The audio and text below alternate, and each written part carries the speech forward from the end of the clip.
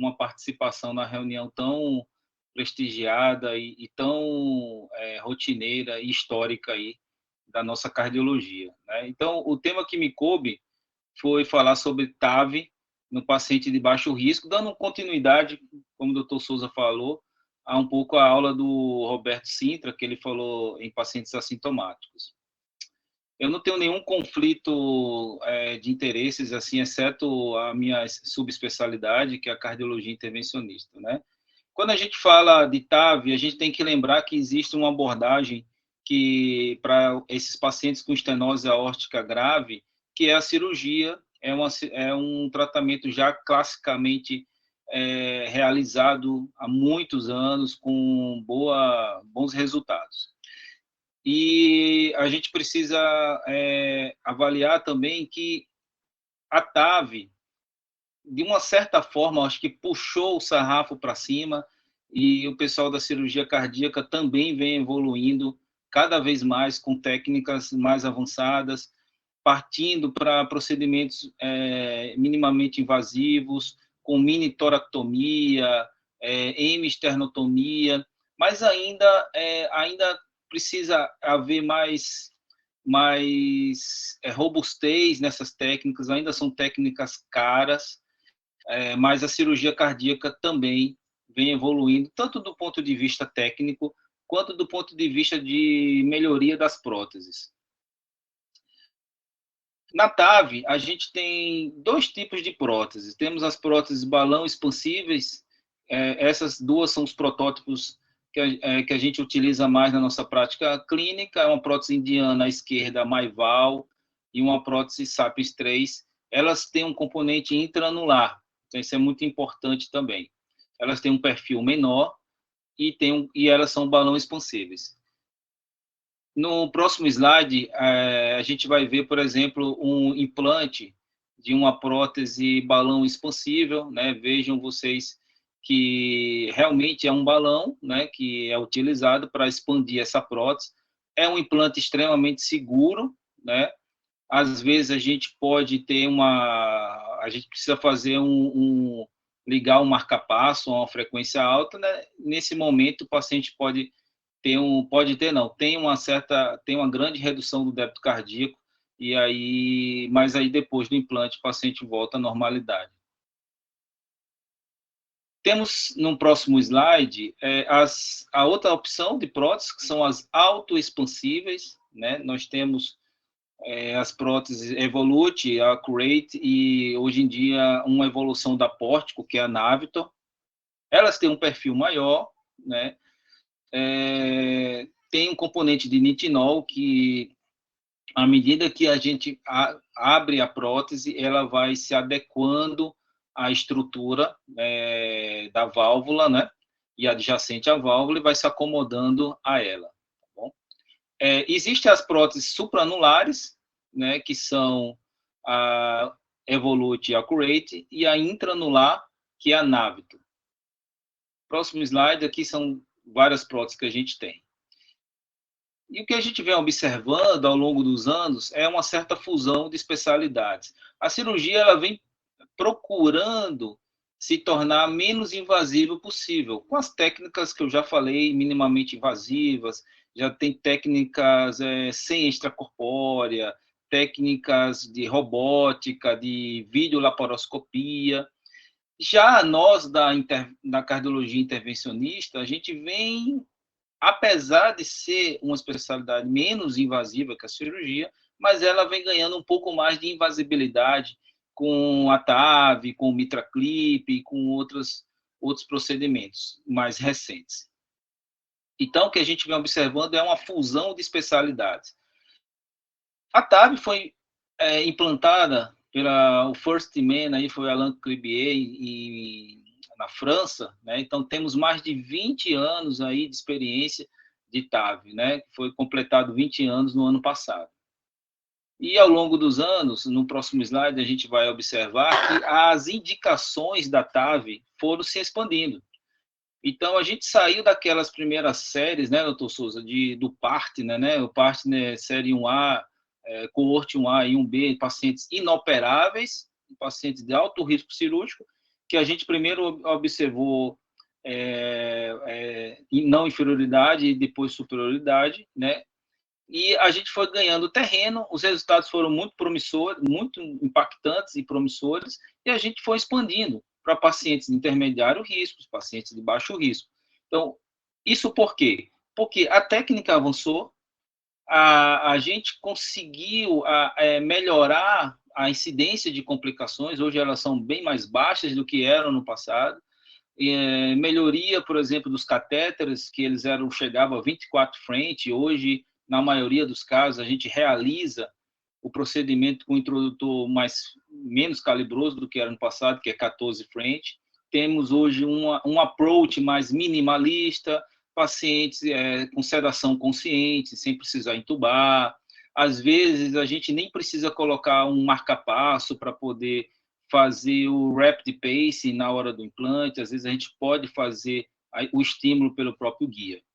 E hoje já tem uma série de estudos em pacientes de baixo risco, que a gente considera, a princípio, paciente de baixo risco, aqueles em que o STS score é menor do que 4%. Além desse grupo de pacientes de baixo risco, a gente vem também estudando e aplicando, em alguns casos, a TAV para válvula bicúspide, para insuficiência aórtica pura, já tem próteses dedicadas especificamente para insuficiência aórtica pura, pacientes de moderado risco, mas com disfunção ventricular, pacientes assintomáticos, como o Roberto Sintra nos ensinou na última aula as evidências, valve em valve, e etc. No próximo slide, a gente vai ver, por exemplo, esse é um caso do nosso time, que a gente discutiu no Heart Team recentemente, com Vitor, Guto, Roberto Sintra, a equipe de eco. É um paciente que chegou no nosso hospital em choque cardiogênico. Eu fui acionado porque havia uma suspeita de uma síndrome coronariana aguda, mas não tinha lesões graves nas coronárias. A paciente de 78 anos, muito frágil, mulher, baixo peso, que tinha uma história de CA de mama prévio, tinha feito cirurgia, radioterapia e quimioterapia há cerca de 20 anos, mas que tinha uma estenose aórtica ali borderline, né, entre moderada a severa.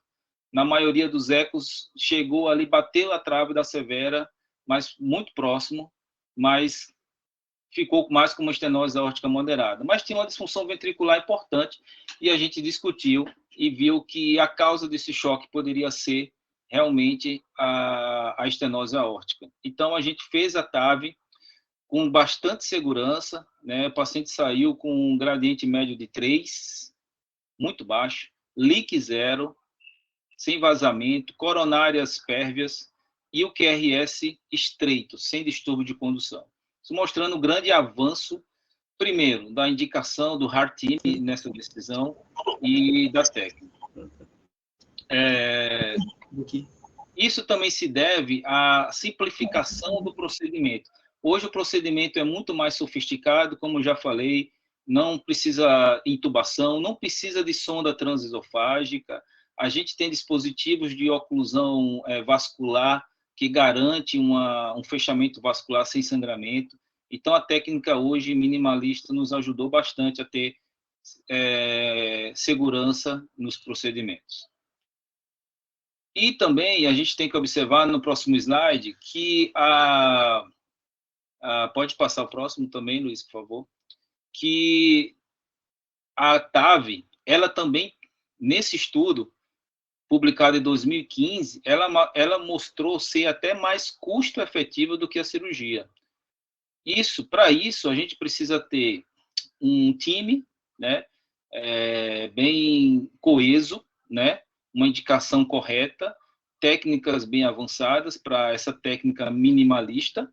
Então, nesse trabalho, ele mostrou uma redução de $10 mil com a TAV. Então, a TAV, quando bem aplicada, técnica minimalista, ela é custo-efetiva. Próximo.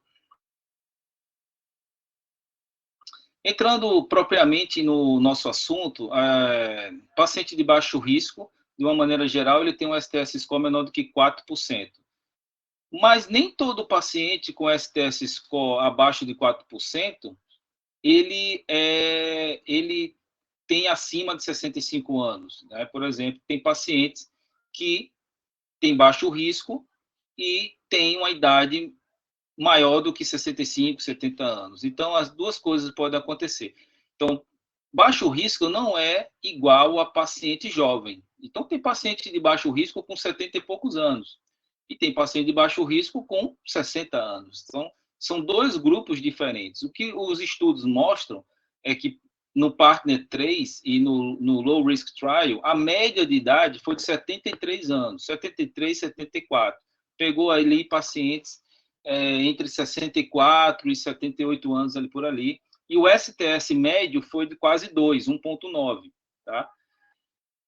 Mas a gente não tem estudos robustos em pacientes mais jovens, com menos de 65 anos, que são mais ativos, e eles podem, assim, numa tomada de decisão, não querer usar uma prótese metálica, porque não quer usar uma anticoagulação contínua, e aí a decisão vai ficar entre uma cirurgia, botar uma prótese biológica cirúrgica ou uma prótese biológica via TAV. Um caso emblemático foi o Mick Jagger, que fez uma TAV com 75 anos e dias depois já estava fazendo os ensaios aí para a banda, os shows dele. Lembrar também que paciente de baixo risco, uma coisa é falar baixo risco cirúrgico, e outra coisa é falar paciente de baixo risco. Então, baixo risco não envolve apenas o STS score. A gente tem que avaliar outros critérios, como fragilidade, comprometimento orgânico de órgãos maiores, outros, e algum impedimento específico relacionado ao procedimento. Então, o paciente pode ter uma hepatopatia, por exemplo, e isso não está contemplado no STS score. Os guidelines, aqui são 3 guidelines que eu peguei, os mais recentes, né? O americano, no canto superior esquerdo, ele coloca como melhor grau de recomendação a cirurgia em todo paciente com menos de 65 anos. Já os pacientes acima de 80 anos, a preferência é a TAV. E aí ficaria nessa faixa etária de 65 a 80 anos as duas opções igualmente boas, 65 a 80 anos. No canto superior direito, nós temos o guideline europeu. Ele coloca que um paciente com menos de 75 anos e baixo risco cirúrgico, ou que tenha algum impedimento anatômico para ser feito uma TAV via transfemoral, a cirurgia seria a melhor prática. Se o paciente tiver uma idade maior ou igual a 75 anos, independente do risco, seria a TAV a melhor opção. Ou, se ele tiver um alto risco cirúrgico e for possível fazer a TAV também acima de 75 anos, a TAV seria melhor. Já no guideline brasileiro, publicado em 2020, os pacientes que tenham baixo risco, acima de 70 anos, a TAV e a cirurgia ficam em par de igualdade. No próximo slide, a gente vai verificar quando há uma certa concordância aí. O paciente de baixo risco e uma idade menor de 65 anos, a gente não fica com muita dúvida. Cirurgia. Então, o paciente de baixo risco, uma idade maior ou igual a 75 anos e um acesso transfemoral bom, a TAV seria a melhor prática. Isso é um consenso aí, mais ou menos, entre os guidelines. Entre 65 e 75 anos, aí a gente precisaria individualizar bem o caso. Próximo. As complicações do TAV reduziram drasticamente ao longo dos anos, mortalidade hoje bem menos que 2%, 1%, índice de tamponamento, diálise pós-TAV, AVC, também hoje a incidência é muito baixa. Próximo.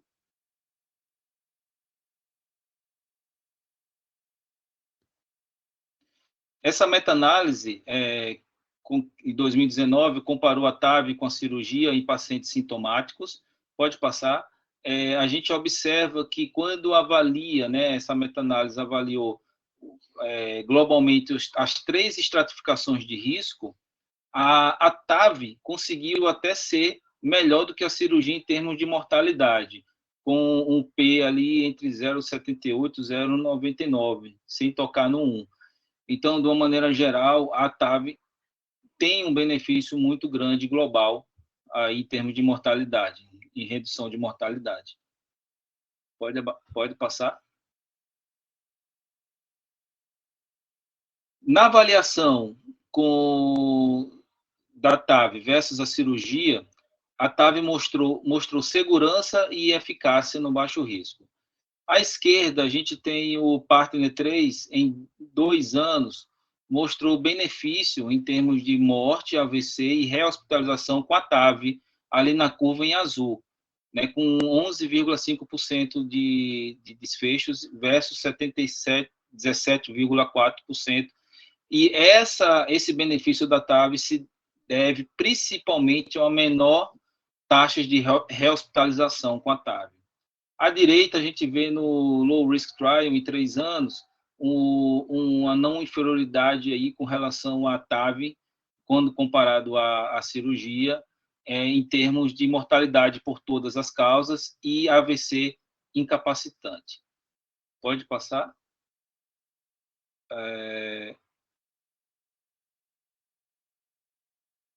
AVC é uma questão que a gente sempre fica avaliando também, mas nos 2 trials não houve diferença em termos de AVC entre as 2 estratégias no paciente de baixo risco. A cirurgia ficou com uma frequência ali, uma incidência de AVC de 3,5%, mais ou menos, e a TAV em torno de 2,3%, 2,4% de AVC, ao longo de 2 e 3 anos, respectivamente.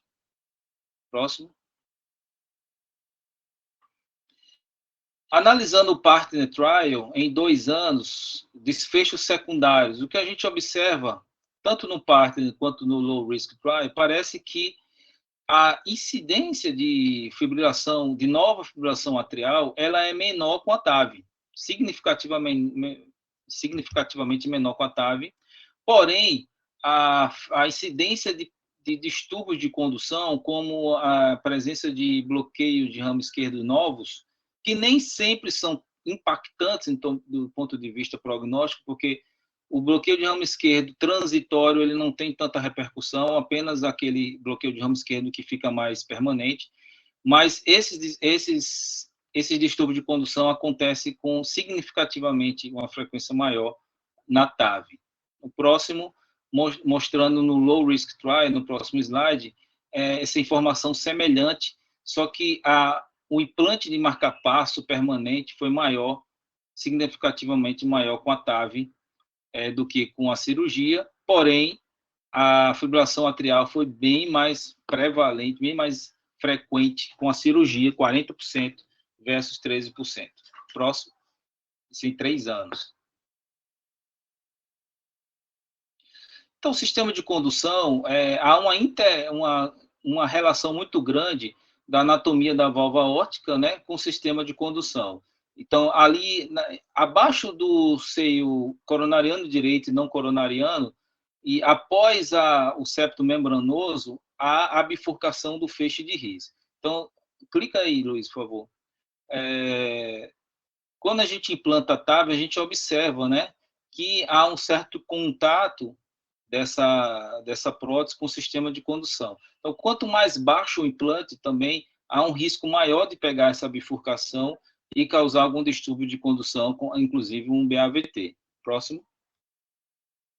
Então, a gente precisa avaliar, antes do procedimento, qual é a possibilidade desse paciente evoluir com algum distúrbio de condução, porque, a depender disso, a gente vai tomar estratégias preventivas, desde da escolha da prótese até a técnica de implante, se a gente vai implantar a prótese mais alta, se há possibilidade de implantar essa prótese mais alta, porque quando a gente implanta a prótese mais alta, tem que ter cuidado também com os ossos da coronária e também com valve em valve, porque quando a gente implanta a prótese muito alta, pode dificultar no futuro um valve em valve. Então, são uma série de considerações que a gente precisa colocar na balança.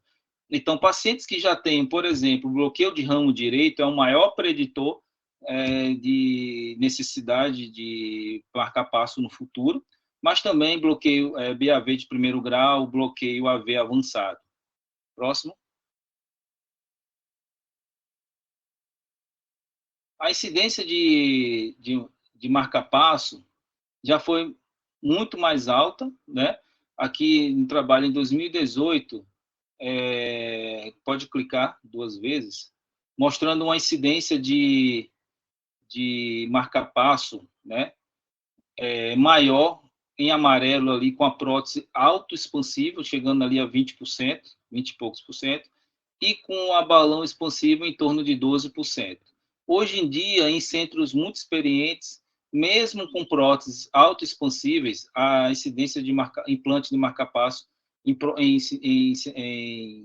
serviços muito bons chega a menos de 4%.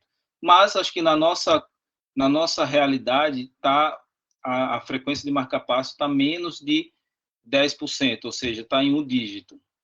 Se eu não me engano, no registro brasileiro deu 9%.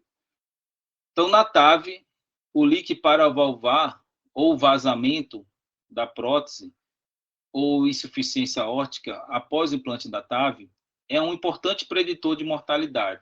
É algo que a gente busca refinar durante o implante para que isso não aconteça. Então, a gente precisa deixar uma menor quantidade de leak possível, né? A gente sabe que leaks moderados a importantes repercutem em um mau prognóstico. O leak discreto não tem uma repercussão prognóstica em mortalidade grande, não tem, mas hoje a gente busca uma técnica de não deixar leak nenhum, tá? Pode passar o próximo. E especificamente, quando a gente fala na população de baixo risco, tanto no Partner quanto no Low Risk Trial, não houve diferença significativa na presença de leak maior ou igual a moderado nas duas técnicas. Porém, leaks discretos foram mais frequentes com a TAV. Tá? Próximo.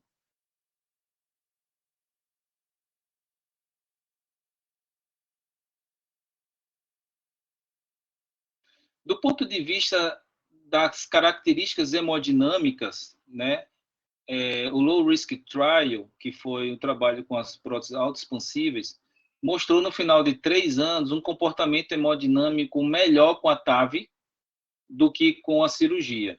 Vejam, senhores, que a área valvar final, em 3 anos, com a TAV, foi de 2,2 e com a cirurgia 2. Então, a área valvar maior com a TAV e o gradiente médio menor com a TAV, de 9 versus 12 com a cirurgia, mostrando um excelente comportamento hemodinâmico com as próteses autoexpansíveis, que são supranulares da TAV. Próximo. O Partner 3 também mostrou um bom comportamento hemodinâmico.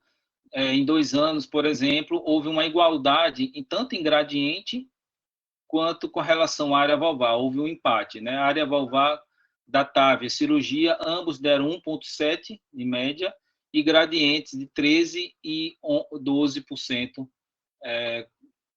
com a cirurgia. TAV e cirurgia. As complicações vasculares é algo que a gente também busca evitar de uma maneira incessante. A gente precisa avaliar bem a angiotomografia, avaliando os 3 Cs. O calibre, então, quanto menos calibrosa as femorais, ali o segmento fêmuro-ilíaco, maior risco. Cálcio, né? Então, calcificações importantes também dificultam o procedimento, dificultam o acesso. E curvaturas. Quanto mais curvaturas, maiores dificuldades. Tá? O que a gente faz para evitar... Pode passar. O que a gente... Aí mostrando, por exemplo, a angiotomo, quanto é importante, até para a gente escolher o acesso. Aqui mostrando, por exemplo, no C, grandes curvaturas aí do acesso vascular, no A, graus de calcificações importantes. Então, o que, que a gente faz hoje para enfrentar isso aí tudo? A gente pode, primeiro, escolher sistemas que têm uma navegabilidade boa. Temos, por exemplo, a Navito, que é uma prótese nova, ela é bastante hidrofílica, né? A gente tem situações em que tem obstruções no acesso e a gente precisa fazer uma angioplastia com balão para o catéter passar. A gente também tem a litotripsia, lesões calcificadas. A gente pode fazer um balão que emite ondas, né? E essas ondas vão destruir o cálcio e permitir o acesso. Uma coisa que hoje eu faço em 100% dos meus casos é punção guiada por ultrassom. Isso permite que eu escolha a altura com precisão e fuja de nódulos de cálcio, porque a punção, quando a gente punciona no cálcio, as suturas com perclose pode romper, facilitar aí, problemas hemorrágicos. Então, eu acho que o ultrassom também ajuda muito aí na técnica. Qual próximo? Mas aqui é só mostrando na nossa prática hoje que eu uso 100% ultrassom, é algo extremamente simples, né? Próximo. Aqui mostrando um caso que a gente fez e que a gente precisou fazer angioplastia, foi um caso também do São Lucas, que a gente tinha lesões severas e calcificadas em ambos os territórios, e para a gente poder subir a prótese, a gente teve que fazer angioplastia com balão. Próximo. Aí o vídeo mostrando essa angioplastia com balão. Então, hoje a gente tem técnicas muito boas, né? Inclusive, se houver qualquer tipo de perfuração nesse território, a gente consegue colocar um stent revestido e selar essa, essa lesão, esse sangramento. Próximo. Então, a gente tem que pensar nos prós e contras de cada estratégia. Por exemplo, a cirurgia pode talvez dar menos leak, menos distúrbio de condução, tem uma durabilidade que a gente já conhece, de 10 a 15 anos. O acesso coronário é simples para o futuro, porque o cirurgião tem uma visão direta, né, da anatomia e dos ossos coronarianos, e a reintervenção ela é factível. Já a TAV, ela tem menos incidência de fibrilação, menos chances de distúrbios hemorrágicos, de insuficiência renal, a recuperação é rápida, né? Tempo de hospitalização também é curto. Próximo. A gente precisa fazer alguns questionamentos com relação à durabilidade, acesso coronário, TAV e INTAV. A gente sabe da TAV em valve, né? O valve em valve, que é a TAV após cirurgia, isso já está consagrado, mas como será o comportamento da TAV em TAV? Cirurgia pós-TAV tem risco? Válvula bicúspide, manejos de outras comorbidades e a gente avaliar o paciente a longo prazo, que é o lifetime management. Próximo.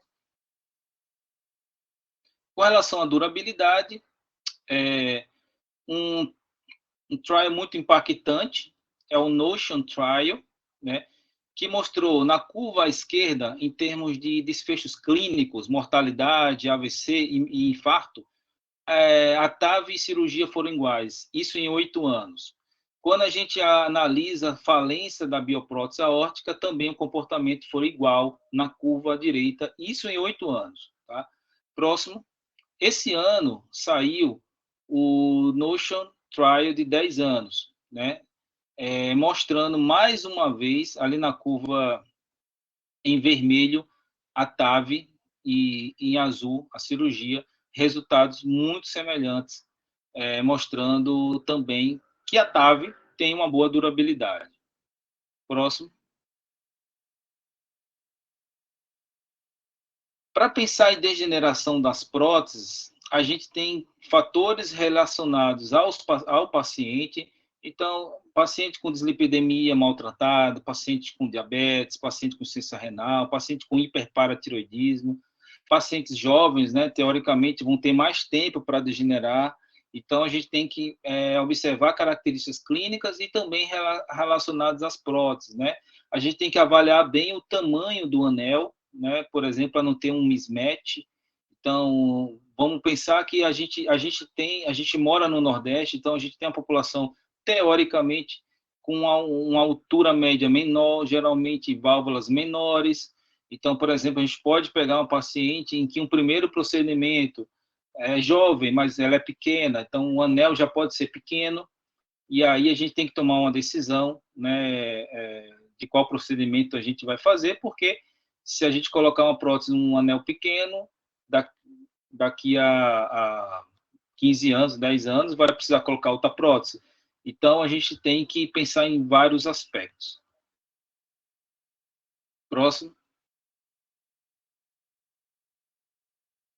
Mas as empresas vêm trabalhando arduamente para tentar melhorar a durabilidade. O que elas vêm fazendo? Elas vêm tentando melhorar o tecido da prótese, principalmente dos folhetos com menos glutaraldeído, né?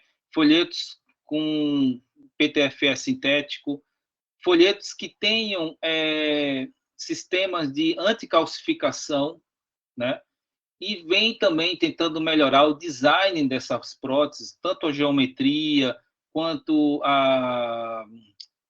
os componentes supranulares e intranulares, tentando melhorar o washout dos seios de Valsalva para que há uma melhor drenagem desses seios. Então, assim, a ciência, as empresas vêm trabalhando na tecnologia dessas próteses para tentar melhorar a durabilidade. No próximo slide, a gente vai ver, por exemplo, um exemplo disso, que é a prótese Sapiens 3 Ultra Resilia. Ela tem um tecido que reduz a calcificação e ela consegue reduzir 72% menos cálcio. Então, ela tem um material anticalcificação. Então, teoricamente, é uma prótese que se degenera. E estudos de bancadas mostraram isso, que essas próteses se degeneram bem menos que as outras próteses, mas isso precisa ser aplicado de uma forma clínica ainda, né? Mas é algo promissor.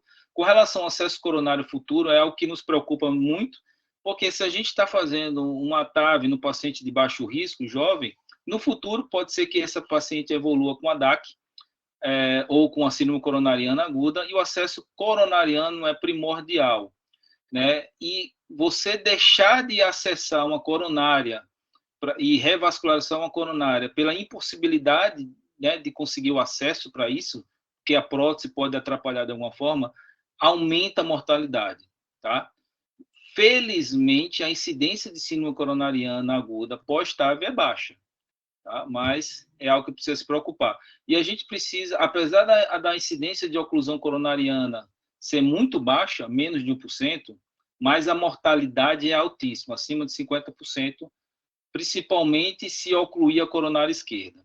Então, a gente, mais uma vez, tem que analisar muito bem a angiotomo, ver a altura de coronárias, ver aonde tem nódulos de cálcio, ver o tamanho dos seios curtos também pode ser rebatidos e ocluir as coronárias.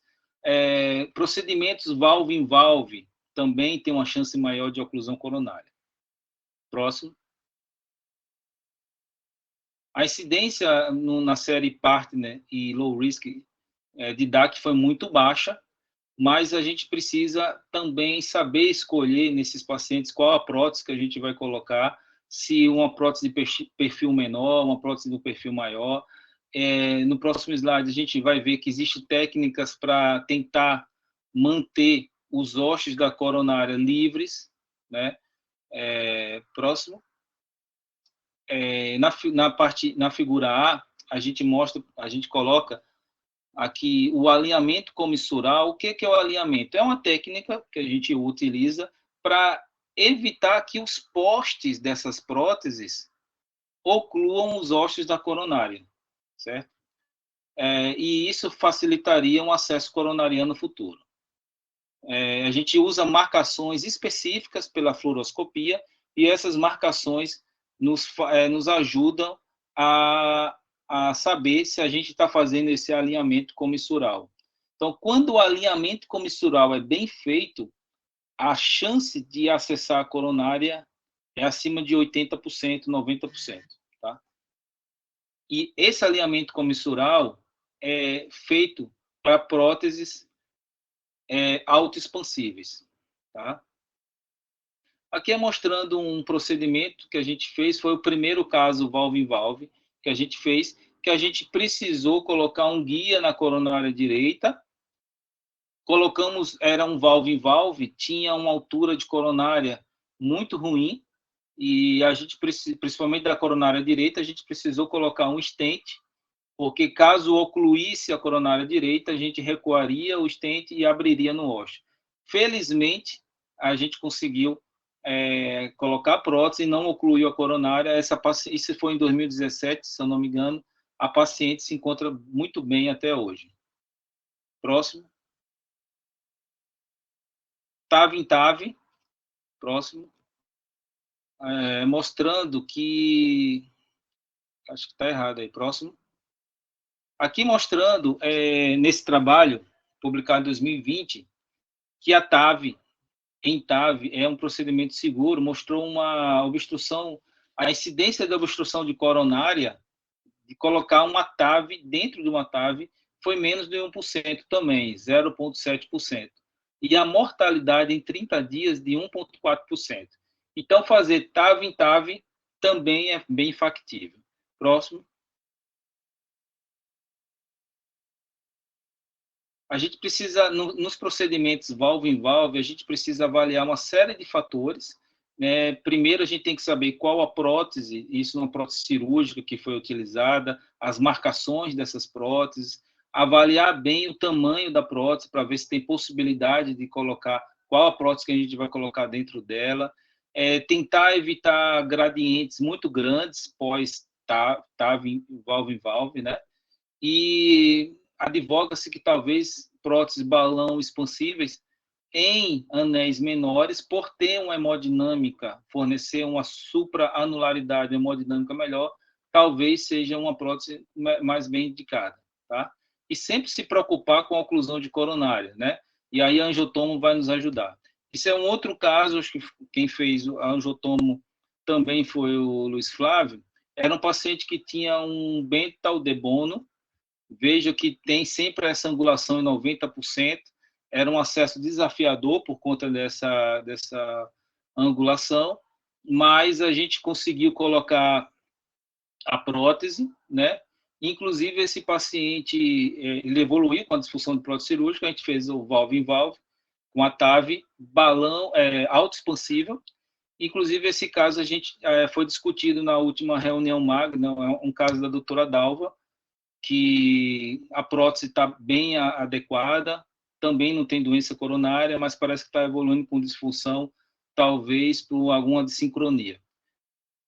O bloqueio de ramo esquerdo. Próximo. Cirurgia pós-TAV. Aí é que é o grande problema. A cirurgia pós-TAV é muito arriscada. Fazer o explante, que é a retirada de uma prótese de TAV, é muito arriscado, até porque ainda não se tem muito conhecimento técnico. Tem centros, por exemplo, nos Estados Unidos, que têm resultados melhores, mas assim, são mãos muito experientes. No próximo slide, a gente vai ver que a mortalidade é muito alta nesses explantes. Tem um registro, que é o Explant TAVR Registry, mostrou em 3 anos que a sobrevida desses casos foi de 69% só. Em um ano, a incidência de AVC de quase 20% e de mortalidade de 28,5%. Então, é muito arriscado retirar uma prótese de TAV. A gente também, nessa decisão, precisa avaliar manejo de outras comorbidades. Então, quando a gente pensa no paciente de baixo risco, a gente tem que ver se esse paciente tem outras comorbidades, né? Então, próximo. Por exemplo, será que esse paciente tem uma válvula bicúspide? qual é a anatomia dessa válvula bicúspide? Se o paciente tiver uma válvula bicúspide e uma ortopatia maior do que 4,5%, a cirurgia é o tratamento preferencial. Se o paciente tiver uma DAC importante, significativa, um síntese score alto, doença de tronco, e você presume que esse paciente vai precisar de múltiplas abordagens percutâneas, coronarianas, cirurgia é melhor, combinado com a troca valvar aórtica. Então, paciente com uma insuficiência mitral severa, também a cirurgia, no contexto de um paciente de baixo risco, é melhor do que a TAV. E, no final de tudo, o Heart Team, em situações de pacientes jovens, em situações e também em situações borderlines, de decisões borderlines, a gente é fundamental, né? E é uma boa prática médica.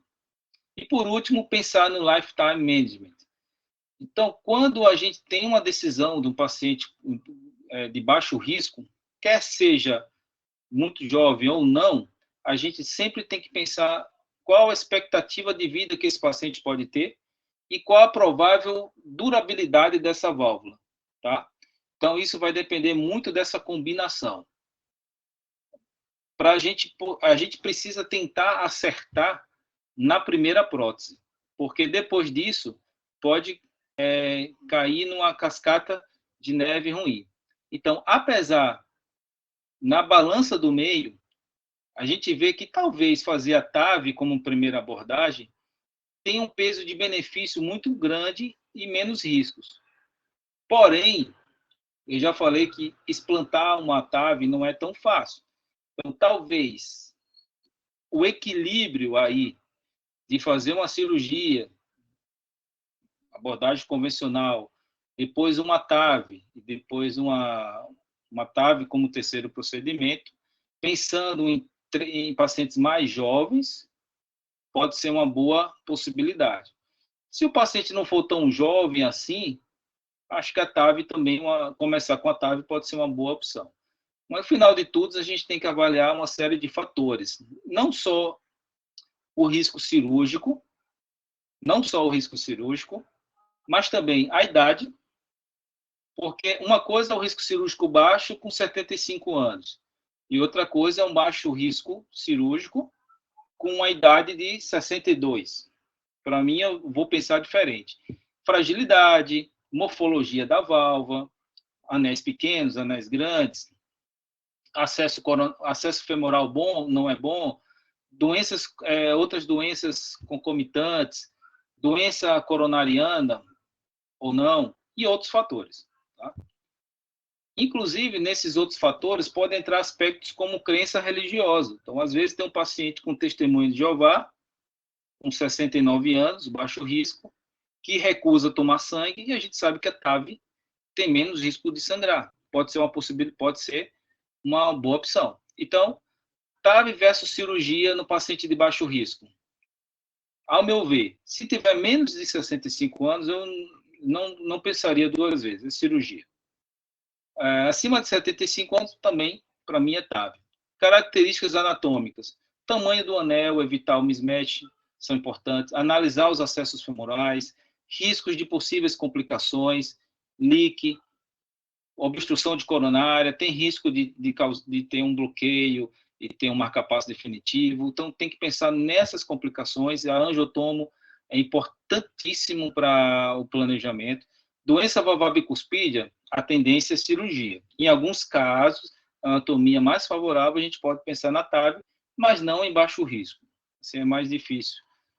Só se tiver uma outra comorbidade que a gente repensaria aí na situação. A ortopatia, né, é importante, o paciente precisar trocar a válvula e fazer um procedimento na aorta, a cirurgia ganharia aí força.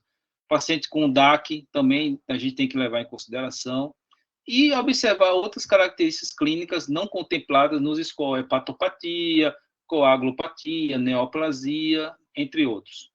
Próximo. Avaliação multidisciplinar, nesses casos, para mim é obrigatório. Avaliar resultados locais, como é o resultado do grupo cirúrgico, como é o resultado do grupo da hemodinâmica, dados na literatura, o que os guidelines nos orientam, fazer uma análise global, análise de risco cirúrgico, análise de fragilidade, analisar, compartilhar essa decisão com a família, respeitar crenças e preferências e aí individualizar o tratamento. Isso é o que é feito no HeartTeam. Concluindo, a troca valvar cirúrgica, ela permanece como tratamento padrão ouro, principalmente nos pacientes de baixo risco e muito jovens, assim, menos de 65 anos. A TAV é um tratamento seguro e eficaz na população de baixo risco. Isso aí é certo. Principalmente quando a gente considera realizar TAV em indivíduos acima de 70, 75 anos. A decisão entre TAV e cirurgia deve passar por uma avaliação do HeartTeam, onde serão considerados vários aspectos, idade, características clínicas e anatômicas, basicamente. Estudos numa população mais jovem e de durabilidade poderão ajudar a responder alguns questionamentos. E o contínuo avanço na técnica e tecnologia das próteses vem ajudando a melhorar os desfechos em ambas as estratégias. Próximo. E, para finalizar, agradeço mais uma vez o convite.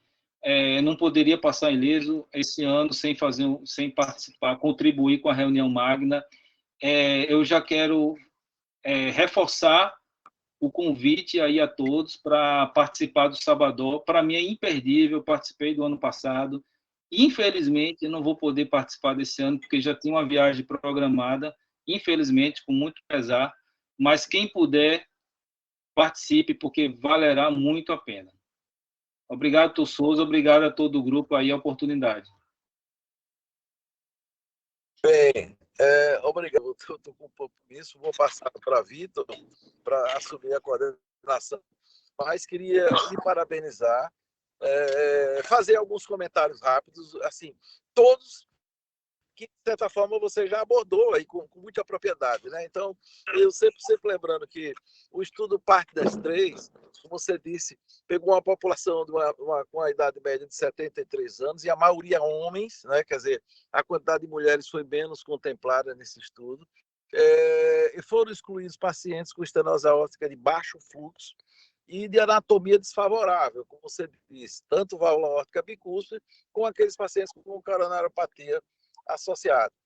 E você frisou muito bem os principais complicações de uma, de outra. Sempre eu acompanhei cirurgia cardíaca durante muitos anos, a gente via sempre cirurgia cardíaca, você convive sempre com essa possibilidade de fibrilação atrial, de insuficiência renal, de sangramento maior.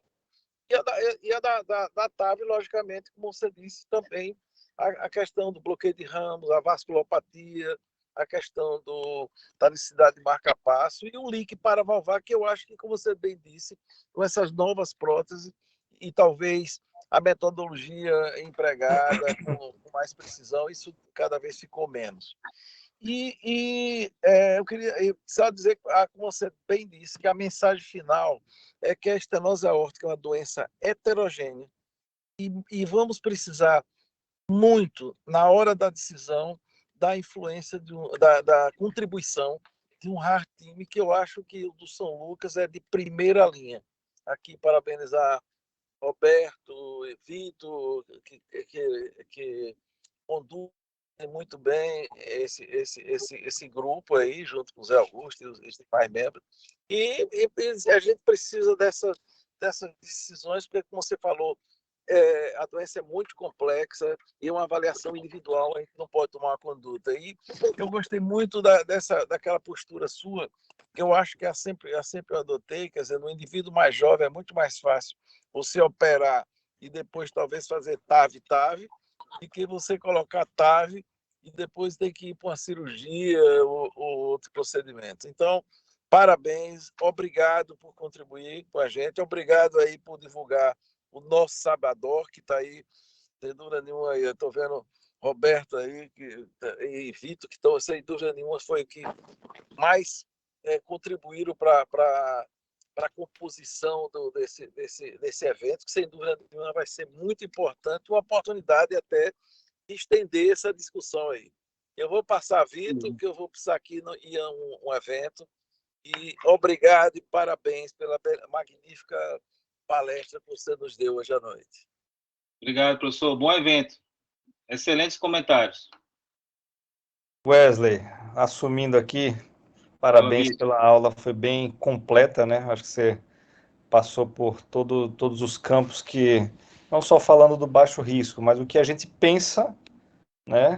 Todos os fatores anatômicos, fatores do paciente que a gente considera antes de indicar uma TAV para um paciente de baixo risco, né? Eu acho que o paciente de baixo risco, né, a gente está falando de risco cirúrgico. Se ele tem baixo risco cirúrgico, a gente não pode oferecer nada menos do que um baixo risco para TAV, um procedimento liso, bem programado, né, para ele sair do hospital no dia seguinte ou em 2 dias e ter a sua válvula tratada, né? Então, a gente tem que passar por isso tudo, toda essa análise, para oferecer para o paciente, né, um procedimento liso e que ele vá bem. Foi muito completo. Parabéns. Obrigado. Roberto, levantou a mão aí. Fala, tá escutando? Sim. Meu computador Beleza. uma travada aqui, não sei o que era. Bom, Wesley, parabéns. A aula foi excelente, realmente completa, exatamente como eu penso. Eu acho que pacientes jovens, você muito bem disse, talvez essa estratégia em cirurgia TAV-TAV é interessante. Mas meus comentários são um pouco diferentes. Veja, a TAV, quando a gente leva em consideração a cirurgia cardíaca de muitos anos, a TAV tem poucos anos, né? Nós temos aí 20 anos de TAV, no início, né, um N pequeno que foi aumentando progressivamente, sobretudo nos últimos 10 anos. Então, a gente tem aí, né, uma evolução dos últimos 10 anos, né, com bons conceitos, né? Eu acredito que durabilidade talvez, né, seja um problema que vai ser fácil de resolver, né? Novos folhetos, né, como você muito bem disse, né? Eu tenho assim 3 problemas hoje em dia que me chamam a atenção. Uma leak, né, porque leak é uma coisa que mesmo um paciente tenha pequeno, né, a gente vê que as curvas ela abrem, né, tanto de MACES quanto de alterações hemodinâmicas pelos critérios VARC, né, quanto até de mortalidade ou de necessidade de nova reabordagem.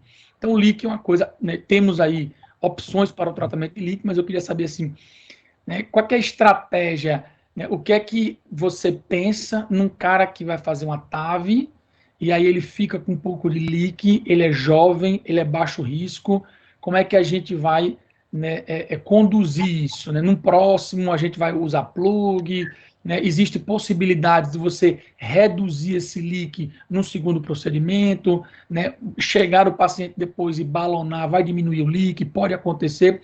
Como é que é a abordagem de vocês com relação ao, falando paciente jovem, a gente tem que pensar como o Vitor disse, o procedimento tem que ser liso. Quais as estratégias hoje que a hemodinâmica dispõe para o paciente que tem leak paravalvar acima de leve? Paciente que sai da sala com leak moderado, tinha um cálcio que não era esperado, acaba ficando moderado.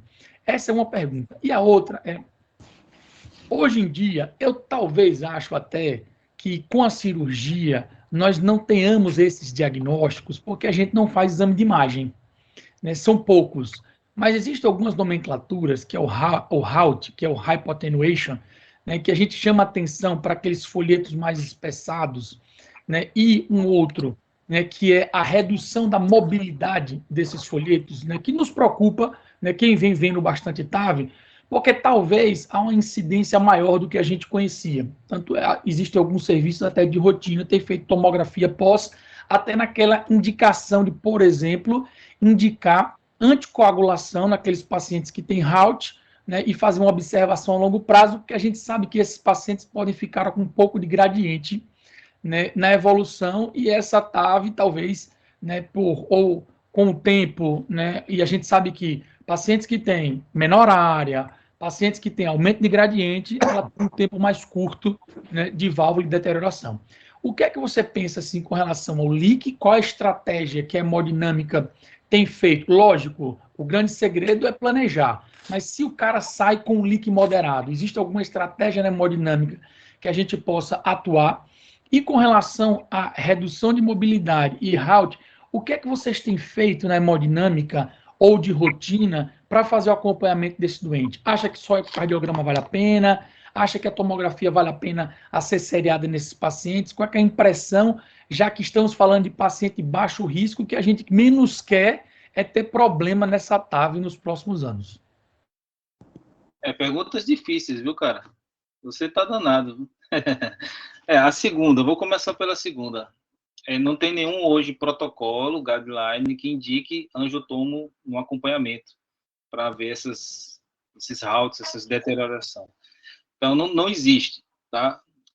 O que pode ser feito é avaliação ecocardiográfica. Se tiver algum sinal, né, subclínico ou algo desse tipo, aí você pode, né, fazer angiotomo e ficar acompanhando a cada 6 meses, mas não existe ainda nenhum trabalho assim, que mostre que você precise fazer esse acompanhamento baixo risco obrigatório com angiotomo, exceto em estudos, né? Estudos tem, mas não existe nenhum trabalho que fale, ó, você baixo risco, tem que acompanhar com angiotomo a cada 6 meses. Não. Se houver algum sinal mínimo de deterioração clínica e ecocardiográfica, aí sim a angiotomo pode nos ajudar. E também com relação à anticoagulação, também ainda não tem uma definição se a gente precise, em todos os casos, anticoagular para evitar essa deterioração da prótese, exceto quando já há sinais de trombo, né, trombose, alguma coisa desse tipo, ou algum preditor clínico mesmo, FA, ou alguma outra indicação clínica. Pelo que eu saiba, é isso. Não sei se o Vitor tem alguma informação assim a mais com relação a essa parte de deterioração da prótese, tudo que eu saiba é isso. Uma coisa interessante também, no Notion Trial, 10 anos, ele avaliou a parte, características clínicas e a parte de falência da bioprótese, né? Só que falência da bioprótese tem vários subdetalhes. E um deles é uma deterioração da prótese. Em 10 anos, a cirurgia deteriorou mais. Só que clinicamente isso não repercutiu, certo? Então tem uma tabelinha, até na minha, que eu não aprofundei nisso, mostrou uma tendência a deteriorar maior, significativamente maior, mas sem causar uma falência da bioprótese de uma maneira significativa. O que foi muito animador para a TAV, eu acho, né? Mas também eu fico aqui a mensagem que tanto a cirurgia quanto a TAV vem evoluindo muito as próteses, né? Para justamente evitar esse tipo de situação. A segunda pergunta sobre, como você falou, e como o Vitor falou, assim, tudo é planejamento e é inadmissível o paciente de baixo risco sair com leak moderado. Não dá. Se isso acontecer, aí tem várias estratégias. Primeiro tem que confirmar com multimodalidade se realmente é um leak moderado. Então, tem que usar hemodinâmica em sala, tem que usar o eco, tem que usar a fluoroscopia, e aí tem organogramas que nos ajudam a indicar quando a gente faz um balão, às vezes um balão em sala, às vezes um cálcio está subexpandido, a prótese, aí a gente pode fazer uma angioplastia, uma pós-dilatação para acomodar melhor, né? E tem situações que, se isso não melhorar, aí talvez a gente precisa colocar uma outra prótese por dentro, né? Fazer um TAV em TAV, que seria um cenário ruim, né? Para resolver esse leak. Moderado é importante. Não pode sair em sala com isso, né? Porque a pior situação era ele ir para a cirurgia. Como eu falei, explantar uma prótese é complicadíssimo. Mas assim, o que a gente vem observando que essas próteses melhoraram muito, né? Então, assim, o leak hoje todas têm saia praticamente, então é difícil sair com leak maior do que discreto. Só se você subestimar a prótese, você tem as balões expansíveis, você tem que fazer um oversize adequado, cenários desafiadores como bicúspide e AO, você tem que fazer oversizes maiores, às vezes de 30%. Então, isso tudo tem que ser bem planejado. Mas saindo com leak moderado, só vejo duas opções, né? Assim, de imediata, após dilatação ou fazer o TAV em TAV, né? Cirurgia muito arriscada.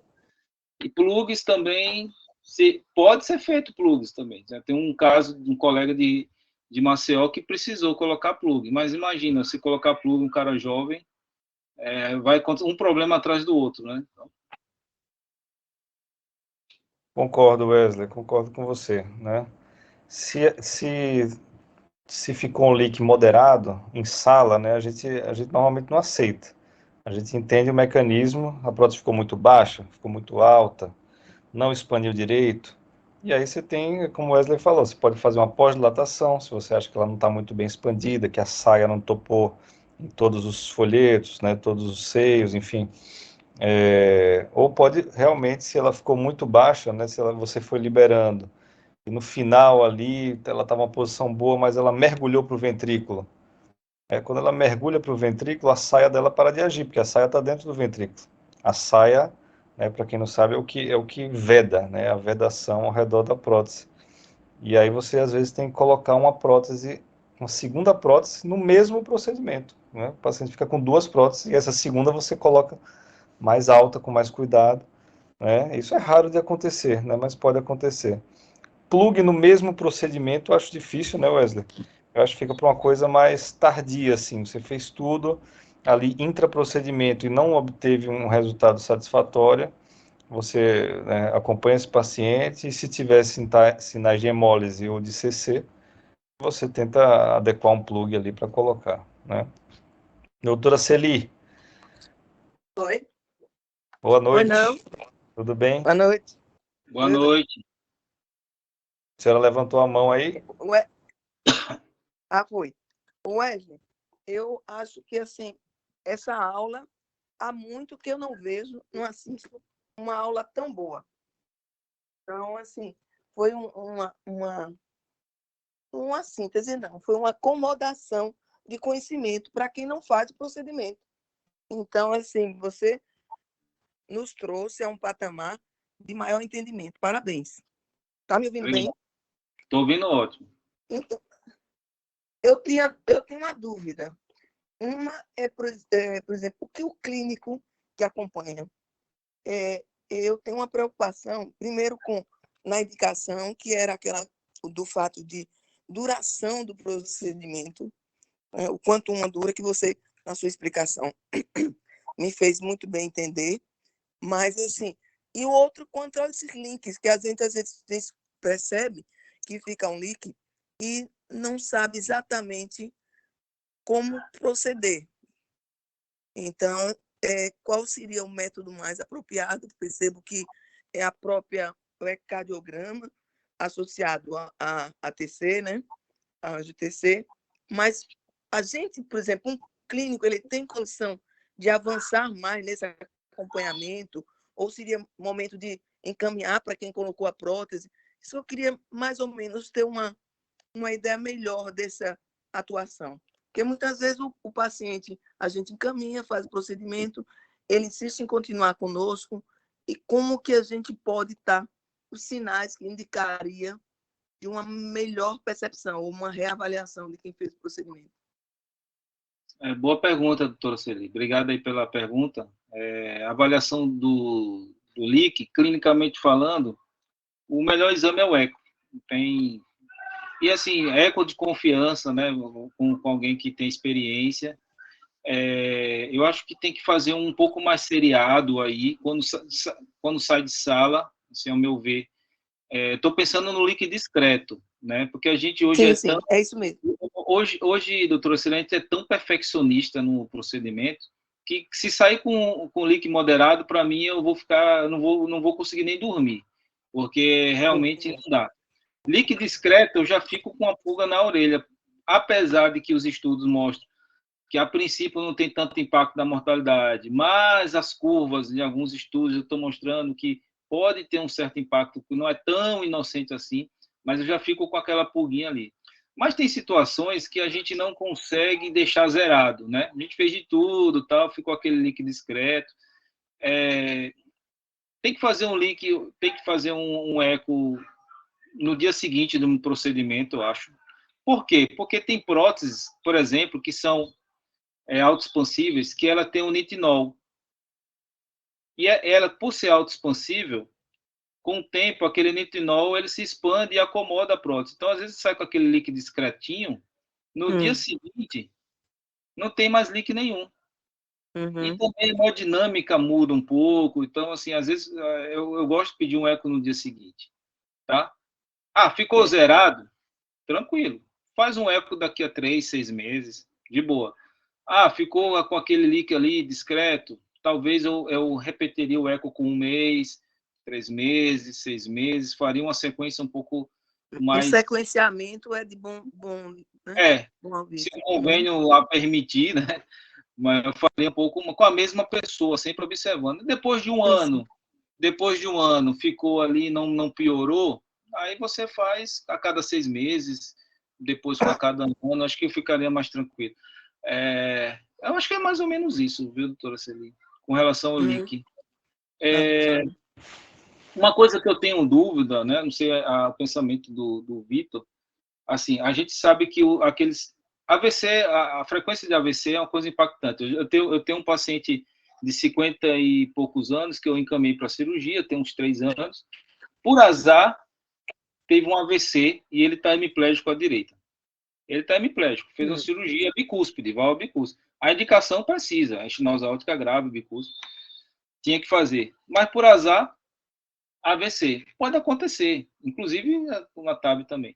Minha dúvida é o seguinte, se nesses casos em que a gente não admite nenhuma complicação, tá certo que os estudos não mostraram diferença, mas filtro de proteção cerebral.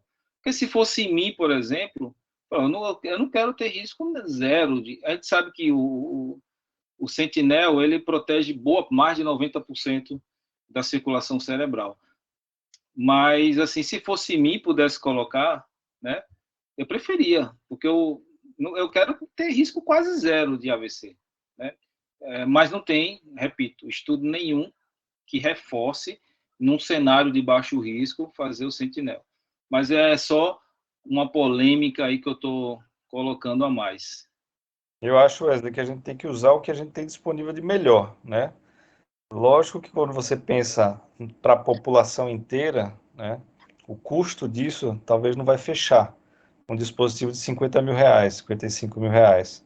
Se você pensar para todo mundo, encarecer o procedimento de todos os pacientes, sendo que os estudos foram neutros, né, o maior estudo que a gente teve foi neutro, é complexo, mas eu concordo com você. Se for alguém da minha família, vai ter o filtro de proteção cerebral.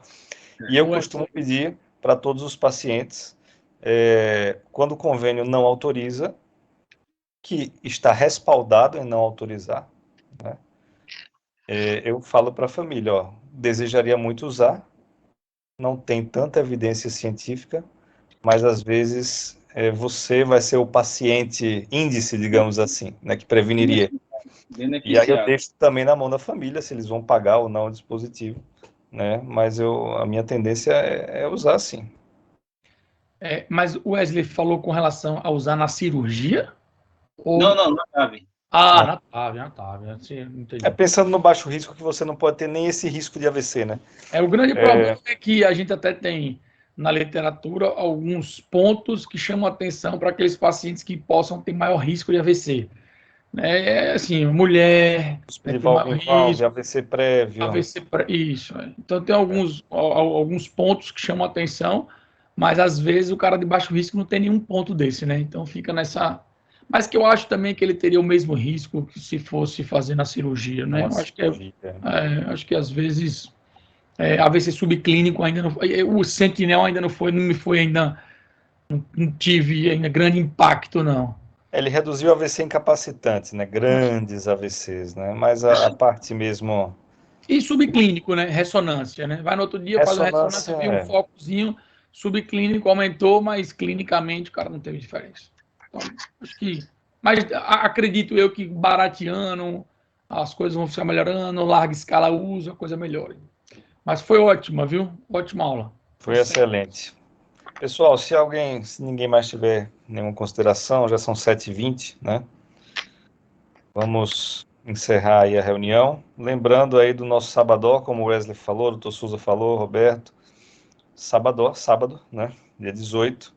7h45 lá no Quality Hotel, que é aquele hotel ali ao lado do Rio Mar, né? Do Shopping Rio Mar. E vamos confraternizar. No passado foi muito bom, esse ano vai ser melhor ainda. Ok? Cheguem cedo, porque as aulas são a cronologia, para pegar do início ao fim. Não, se não chegar cedo, vai ficar em pé, viu? Tem risco. Wesley, parabéns, viu? Foi excelente. Obrigado mais uma vez aí, Wesley. Parabéns. Até mais. Tchau, obrigado. Tchau. Tchau, todo mundo aí.